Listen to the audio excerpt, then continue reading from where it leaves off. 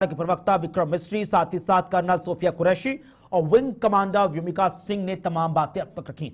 चर्चा को आगे बढ़ा रहे तीन बेहद खास मेहमान इस वक्त हमारे साथ कार्यक्रम में जुड़ रहे हैं। रक्षा विशेषज्ञ के तौर पर कमांडर भूषण दीवान सर हमारे साथ जुड़े, स्वागत शुक्रिया आपका। अनुपम तिवारी जी रक्षा विशेषज्ञ के तौर पर हमारे साथ जुड़े, बहुत बहुत स्वागत, बहुत बहुत शुक्रिया आपका। और डॉक्टर राम श्रीवास्तव विदेश मामलों के जानकार के तौर पर हमारे साथ जुड़े, बहुत बहुत स्वागत, बहुत बहुत शुक्रिया आपका। कमांडर भूषण दीवान सर, शुरुआत आप ही से करूंगा। कुछ देर पहले इस बात का बड़ा ऐलान किया जा रहा है क्योंकि लगातार दोपहर से तस्वीरें वायरल रही जो तमाम दर्शकों तक हमने पहुंचाई, जहां पर पीएम नरेंद्र मोदी के नेतृत्व में रक्षा मंत्री, साथ ही साथ एनएसए, तीनों सेनाओं के प्रमुख और सीडीएस सब मुलाकात करते हुए नजर आए, बैठक करते हुए नजर आए। बॉडी लैंग्वेज बहुत स्पष्ट नजर आ रही थी, कूल, काम और क्लियर कि आगे की स्ट्रैटेजी क्या है। लेकिन इसी बीच ये स्टेटमेंट आना कि आने वाले वक्त में हर एक आतंकवादी हमला युद्ध का ऐलान समझा जाएगा, उन तमाम चीजों को सर आप किस तरह से एनालाइज कर रहे हैं? कुणाल जी धन्यवाद। ये बात बिल्कुल साफ है कि इतना बड़ा देश भारत हमारा है, इतने सारे धार्मिक स्थान हैं, इतने सारे हिसाब से इतने सारे टेररिस्ट के लिए, पाकिस्तानी टेररिस्ट के लिए ये सारे सॉफ्ट टारगेट्स हैं। द्वारका, चार धाम, गोल्डन टेम्पल, तो ये एक सेंसेशनल काम करने के लिए इन सॉफ्ट टारगेट्स को स्लीपर सेल से, फिर से कह रहा हूं, इन्फिल्ट्रेशन हो ना हो, पर स्लीपर सेल को एक्टिवेट करके ये काम कर सकते हैं। तो उसके लिए ये खबर दी गई है कि any terrorist attack will be treated by India as act of war. ये इसका सिग्निफिकेंस मेरे आकलन में है। और बाकी तो आप देख रहे हैं फौज क्या कर रही है, पर अंदर के एनिमी को अगर आप उजागर करेंगे तो उसका भी जवाब हम आप ही को देंगे, तो करने वाले आप ही हैं। ठीक है।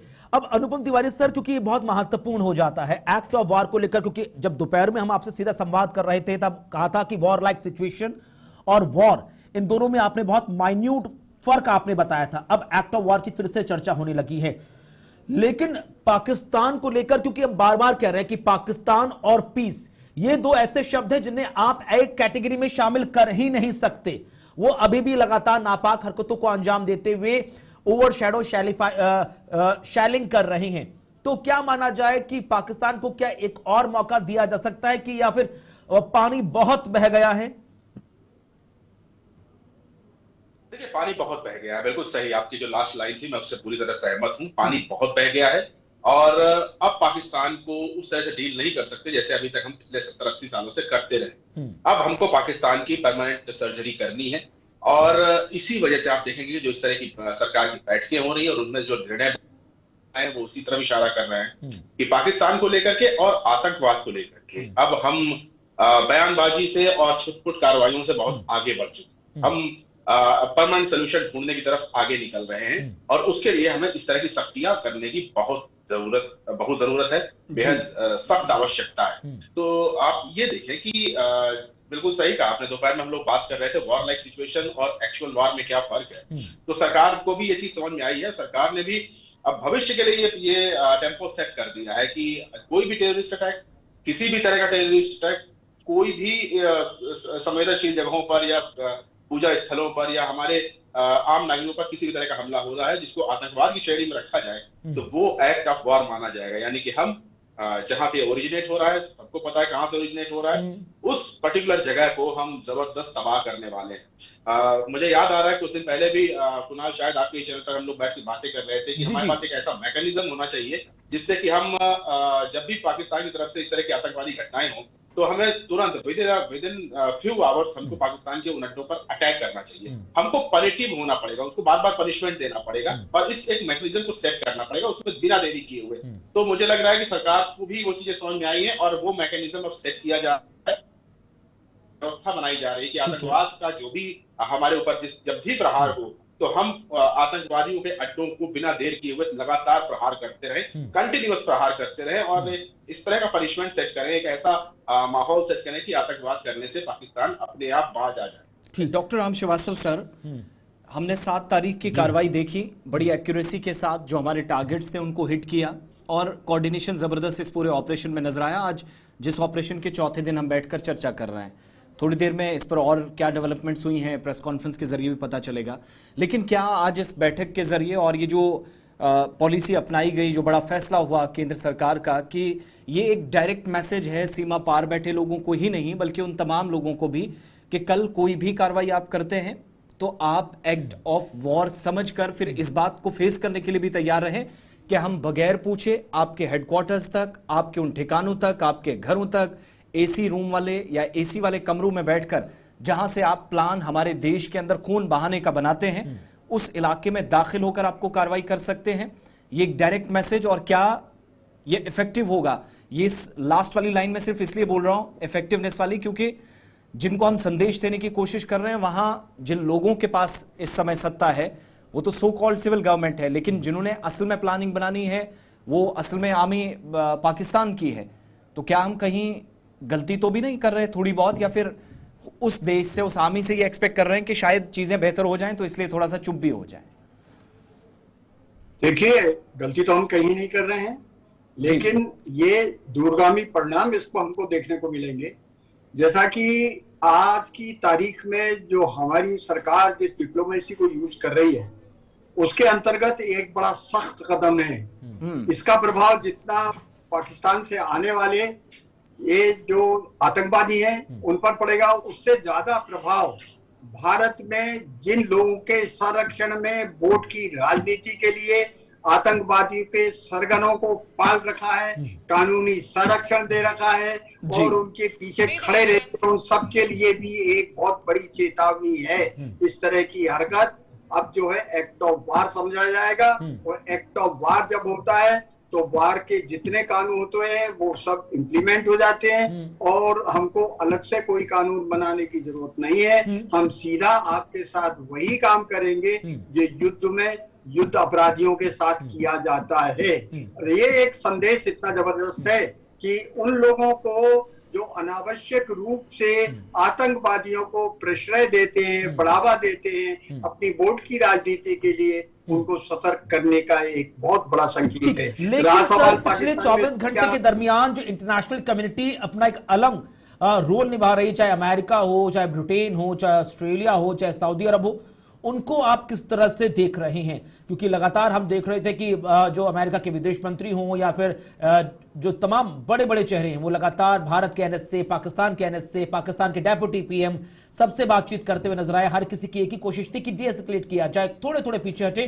तनाव बहुत ज्यादा बढ़ रहा है और वर्ल्ड कम्युनिटी इस वक्त भारत पाकिस्तान युद्ध अफोर्ड नहीं कर सकती।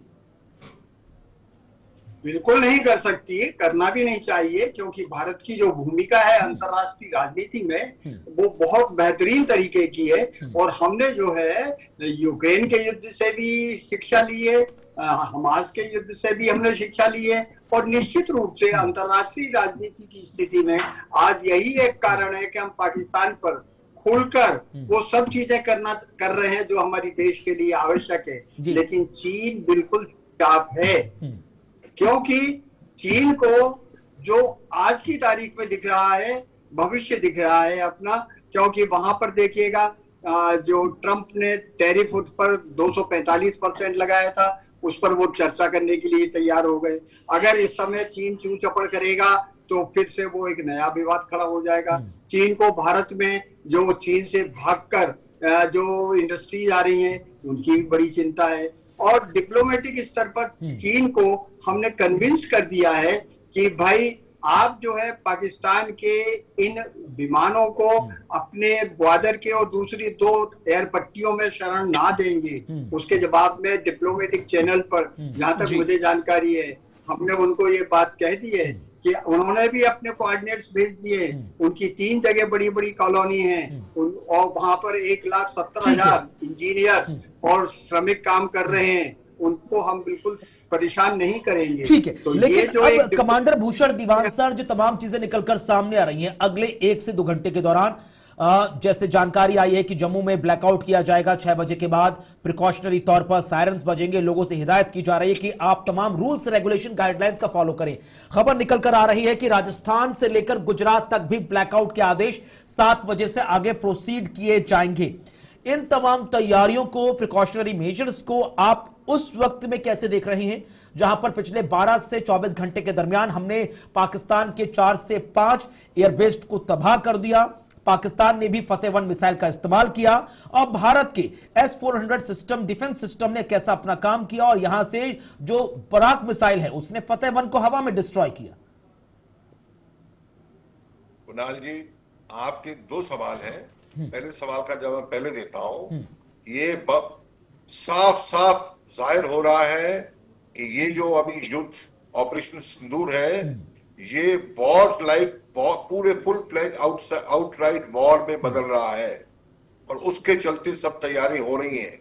और उसी के चलते पिछली बाइट में बात हो रही थी, उसी के चलते दुनिया को बताने के लिए ये हमारी पॉलिसी क्या है और हम करेंगे, हमारा निर्णय क्या तुम करेंगे, पर दुनिया को बताने के लिए क्या तुमने एस्केलेट किया है, ताकि हम जो कार्रवाई फुल स्केल से छोड़ेंगे तो पाकिस्तान कराएगा। कोई टुकड़े टुकड़े गैंग या कोई दुनिया के लोग ये ना कह दें, ये ना गलत तोहमत भारत पे लगा दें कि आपने इतना भारी क्यों अटैक कर दिया। हम तो आपसे कह रहे थे कि शांति करें। तो ये बात। दूसरी बात ये है जी, अभी देखिए, मैं पहले दिन से आपसे कह रहा हूं, पाकिस्तान और भारत इतना फर्क है, और हमारे पावर में, हमारे लोगों की मनोबल में, फौज की मनोबल में, हमारी एकता में, इकोनॉमी में, डिफेंस के प्रिपेयर्डनेस में, तो हमें जो है थोड़ी लंबी गेम खेलनी है। पाकिस्तान ने तो जो पटाखे छोड़ने थे छोड़ दिए और सारे उनके पुश कर दिए गए। अब जो है, अब हमारी बारी है। अब जब हमारी बारी है, दुनिया देखेगी, पाकिस्तान देखेगा, तो उसके लिए जो तैयारी है ये आर पार की चीज होगी। और आर पार की चीज में क्या है? आर पार की चीज में मैं समझता हूं अभी टेरिटरी हमने कैप्चर नहीं करनी। मैं तो ये समझता हूं पाकिस्तान वैसे ही टूटने कगार पे है। हमने इतना तबाही मचानी है कि वो अपना आप आवाम जो है वो बगावत करे और पाकिस्तान टूटे। ढाका कैसे गिरा 1971 में, जहां मैं लड़ा 71 में। तो मैं कहना ये चाह रहा हूं कि ये चीज होगी और इस चीज के लिए भारी नुकसान होगा। मैं एक बात और कहना चाहता हूं, ठीक है, युद्ध बड़ा अनफॉर्चुनेट है, पर इसमें क्या है, अब जान माल का खतरा, नुकसान दोनों तरफ होता है। पर बिना बलिदान के ऊंचा ध्येय क्या है, धर्म के प्रति काम कर, धर्म के साथ चलने का काम क्या है। जो अधर्मी है उनको हमें सबक सिखाना है, तो उसको हमें बेल्ट टाइट करके और पूरा बलिदान भी करना पड़े तो करेंगे और उनको लेसन पूरा सिखाएंगे। ठीक है। तिवारी सर, एक चीज आपसे भी जानना चाहेंगे। आप चूंकि जब हमने डिस्कस इस प्रोग्राम में किया है तो हमने ये कहा कि पाकिस्तान के खिलाफ या उन तमाम लोगों के, उन ताकतों के खिलाफ जिनने भारत को किसी भी तरीके से, किसी भी एंगल से नुकसान पहुंचाने की कोशिश की, रणनीति बननी चाहिए, बनती रहेंगी। लेकिन आज बैठक में क्या हमारी जो छोटी सी सोच, जो हमें समझ आता है कि ये मैसेज उन लोगों के लिए नहीं था कि जो सीमा पार बैठे हैं भारत के खिलाफ कार्रवाइयां करने के लिए असल में जिनका रोल है, बल्कि उन लोगों के खिलाफ भी जो असल परपिटेटर्स हैं, या जिनको हम आज के वक्त में कहते हैं कि वो जो बार बार खुद पाकिस्तान के अंदर बैठकर वहां की आवाम कहती है ये जो दहशतगर्दी है इसके पीछे वर्दी है, उन लोगों को भी गले से पकड़ा जाए, कानून के कटघरे में खड़ा किया जाए, हिसाबो किताब जरा हो, और वो पाकिस्तान की सरकार पर जैसे हावी होते हैं सिविल गवर्नमेंट्स बनाने और तोड़ने में जो रोल प्ले करते हैं, वो यहां पर नहीं चलेगा। ये क्लियर मैसेज देने की जो कोशिश हुई है, क्या वाकई में उन लोगों तक भी इसका उतना इफेक्ट होगा? क्योंकि हमारे जब ये फैसले लिए जा रहे हैं तो डाउट्स इसलिए हैं, हम जम्मू कश्मीर से हैं, हमने बहुत छोटे से ये देखा और सुना है कि जो सब कुछ होता है इसके पीछे एक बहुत बड़ा ग्रुप अफगानिस्तान की सीमाओं से इस्लामाबाद के दफ्तरों तक बैठा है, और एक ISI और पाकिस्तान आर्मी का चीफ, ये दो ऐसे व्यक्ति हैं जो चाहें जब चाहें उनने कर देना था, करते रहे और शायद आगे भी करते हैं, ज्यादा इसलिए उम्मीदें नहीं होती। आसिफ, बहुत अच्छा सवाल है आपका। और निश्चित तौर पर पाकिस्तान के अंदर कुछ ऐसे लोग जरूर हैं जिन्होंने एक जो बारीक सी लाइन थी ना टेरर और पाकिस्तान आर्मी के बीच में, उस बारीक सी लाइन को भी अब मिटाने में कोई कसर नहीं छोड़ी। यानी कि टेररिस्ट जो भी एक्टिविटीज हो रही हैं उनके पीछे कौन से हैंडलर्स हैं, वो पहले कुछ ढका छुपा रहता था, अब बिल्कुल स्पष्ट सामने आ जाता है। और सिर्फ इंडिया के नहीं, पूरी वर्ल्ड कम्युनिटी इस चीज को समझ रही है कि ये कौन से लोग हैं जो ऐसे कायराना हरकतें करवाते रहते हैं। और जो आपने जो लाइन बताई ना, जो अफगानिस्तान से लेकर के रावलपिंडी तक, इनफैक्ट वो रावलपिंडी के बियॉन्ड भी है, वो उसके कुछ तार जो है हमें हमारी धरती पर भी आते हुए जुड़ते हुए दिखाई देते हैं। तो ये जो आज का जो एक्ट है, ये जो आज का जो पॉलिसी सरकार ने बताई है, इस पॉलिसी के माध्यम से हमको ये समझना चाहिए कि ये लाइन कहीं भी खींची हो इसके तार कहीं से भी जुड़े हों, लेकिन हमारी नजर में अगर आपने आतंकवादी कृत्य किया, जी हाँ, अगर आतंकवादी कृत्य किया तो आपको पनिशमेंट ठीक वही दिया जाएगा जो कि युद्ध के समय आपको पनिशमेंट दिया जाता है। यानी कि जो बारीक लाइन है उसको हमने मिटा दिया है। अब आतंक और दुश्मन ये दोनों हमने एक जैसा कर दिया। अब आतंकवादियों के खिलाफ ये कोई नहीं कहेगा कि भाई आतंकवादी के अंदर भी कोई एक मानवता ढूंढी जाएगी, एक ह्यूमैनिटेरियन अप्रोच ढूंढी जाएगी। उस अप्रोच को बायकॉट करने की कोशिश करी जा रही है हिंदुस्तान की तरफ से, और ये काफी वेलकम मूव है, क्योंकि देखिए अक्सर आतंकवादियों के लिए ये ह्यूमैनिटेरियन अप्रोच ही एक कम्बल काम करती है, उनको बचा लेती है, उनको कुछ दिनों के लिए सही बचा लेती है। लेकिन अब उस मार्किंग को खत्म किया जा रहा है, ये बड़ा वेलकम मूव है। ठीक है, लेकिन डॉक्टर राम श्रीवास्तव सर, अक्सर कहा जाता है क्योंकि पाकिस्तान को समझना बड़ा पेचीदा हो जाता है, किसी भी तरक्की पसंद या डेवलपिंग नेशन के लिए 4 मोर्चों पर काम करना बहुत जरूरी होता है। पॉलिटिकल मोर्चा, मिलिट्री मोर्चा, इकोनॉमिकल मोर्चा और डिप्लोमेटिक मोर्चा, और इन चारों ही मोर्चों पर पाकिस्तान कोलैप्स कर चुका है बुरी तरह, लेकिन उसके बावजूद भी टेरर का साथ नहीं छोड़ रहा। तो इसलिए रणनीति जो बहुत मजबूत होनी चाहिए, बहुत स्पष्ट होनी चाहिए, ताकि पाकिस्तान को समझाया जा सके कि भाई अब आप फेल हो चुके हैं, आपको सरेंडर करने के अलावा कुछ नहीं बचा है। कुणाल जी, देखिए पाकिस्तान इन चारों पायदानों पर पूरी तरह से असफल है, उसका कोई विश्वास नहीं है। उसका तो एक ही पायदान है, वो है वहां पर जो सत्ता पर है, वह फौज या ब्यूरोक्रेट्स या राजनेता, उनका सबका एक ही वो है, खून चूसो जनता का और विदेशों में धन संपत्ति रखो जिससे इनकी 7 पीढ़ियां आराम से खाती पीती रहे। अभी तक यही रहा है। पाकिस्तान का जब से जन्म हुआ है तब से वहां पर जमींदारी प्रथा हमने तो दूर कर दी, लेकिन वहां जमींदार और जागीरदार नए तरह के लोग आ गए हैं। 90% वहां पर जो है जो खाना पीना होता है वो बाहर से इंपोर्ट करके लाते हैं, और रहा सवाल वहां प्रोडक्शन नाम की कोई चीज है नहीं, जनता की तरफ किसी को ध्यान नहीं है। जिस देश में 2 करोड़ 20 लाख भिखमंगे हों, ये वहां की पार्लियामेंट में ऑफिशियल स्टेटमेंट है, उस देश में आप क्या सोचते हैं क्या बुरी हालत होना चाहिए? आज की स्थिति तो ये है कि वहां पर जितना भ्रष्ट अगर कोई वहां की सरकार हो सकती है तो वो वहां पर है। हज में जाने वाले यात्रियों के जो पाकिस्तान से गए थे, उनका रजिस्ट्रेशन फी सऊदी अरब के बैंक में जमा करना था। उन्होंने उसको अपने बैंक में IMF को दिखाने के लिए कि हमारे पास देखिए $6 अरब है, अब आप हमको और कर्जा दे दीजिए। लेकिन जब वो चीज पकड़ी गई तो कहा ये तो स्लिप ऑफ पेन हो गया, हम ट्रांसफर कर देते हैं।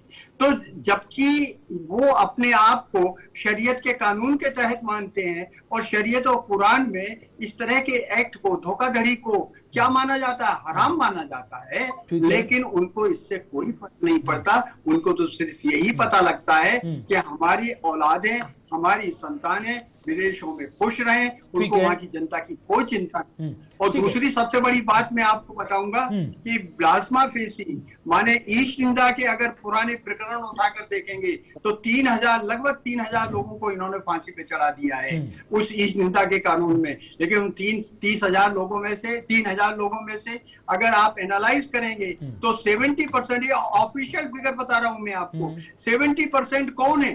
शिया मुसलमान है, अहमदी मुसलमान है, बाकी हिंदू तो 10-11% है, क्रिश्चियन 6%।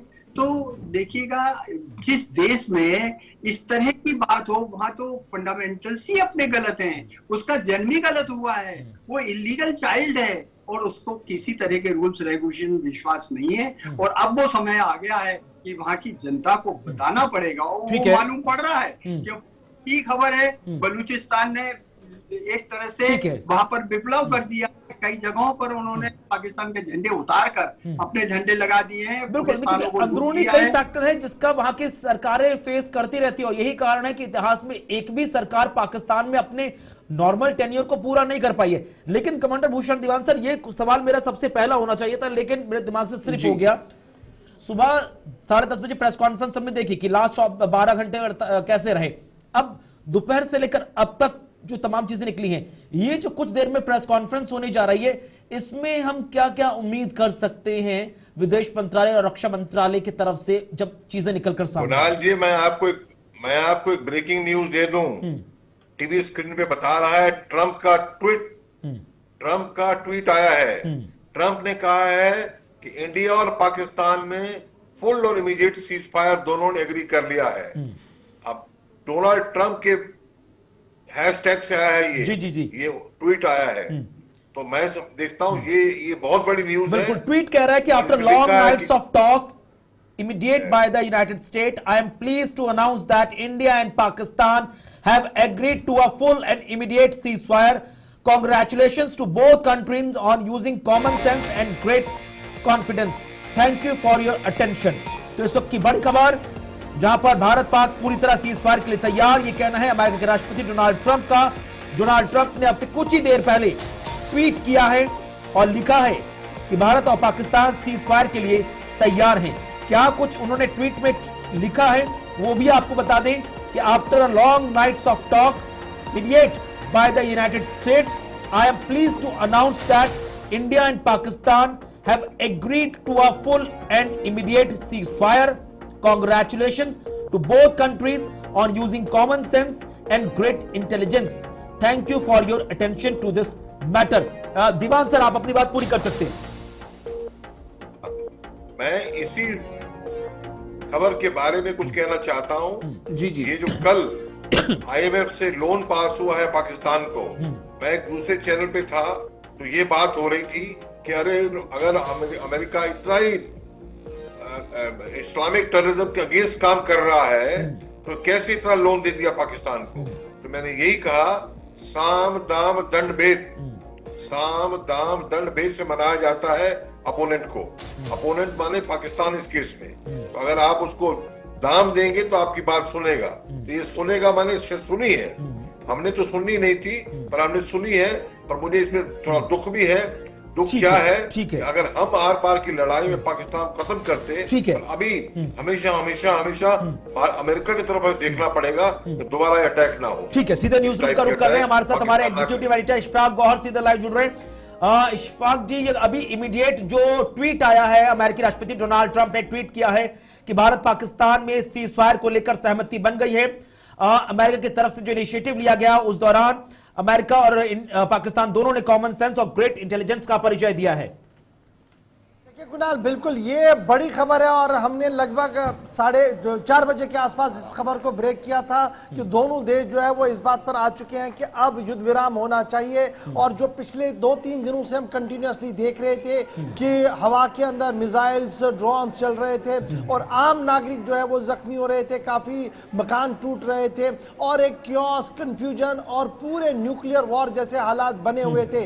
इस बीच जो कंटिन्यूस एफर्ट्स कुछ देशों की तरफ से किए गए, जिनमें सऊदी अरब है, ईरान है, और स्पेशली जिस तरीके से आज सुबह कल से हमने देखा कि डोनाल्ड ट्रंप की पूरी एडमिनिस्ट्रेशन, जिनमें नेशनल सिक्योरिटी एडवाइजर है, जिनमें उनके फॉरेन सेक्रेटरी है, डिफेंस सेक्रेटरी है और फिर जो यूएस के spokes person, official spokes person है, वो कंटिन्यूसली बात करते रहे। और आज डायरेक्टली जब यूएस से आसिम मुनीर के साथ बात की गई और आसिम मुनीर को यह इंश्योर कराया गया कि देखिए बहुत हो गया, आप ये बर्दाश्त नहीं कर पाएंगे, इसको रोक लें। और अकॉर्डिंगली फिर दिल्ली भी बात हुई, जिसके फौरन बाद 2 मीटिंग्स बड़ी इंपॉर्टेंट हुई। एक मीटिंग दिल्ली में हुई, प्रधानमंत्री ने जहां